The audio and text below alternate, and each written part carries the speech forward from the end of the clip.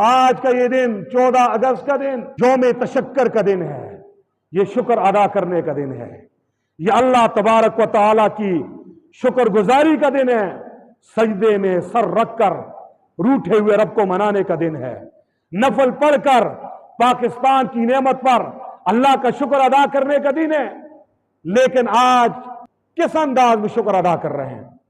जिस गली से मैं गुजरता हूं, जिस चौक से गुजरता हूं, मुझे वहां से डेग से नाच गाने की आवाज आज सुनाई दे रही है। आज मेरे नौजवान के हाथ में बाजा है, ये बाजों की आवाज मुझे सुनाई दे रही है।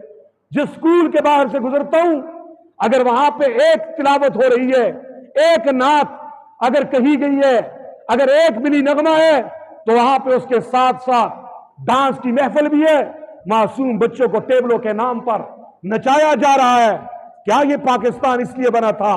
क्या इसका शुक्राना ये है कि हम नंगे होके नाचें? क्या हम ड्रम बजाएं? क्या हम गाने गाएं?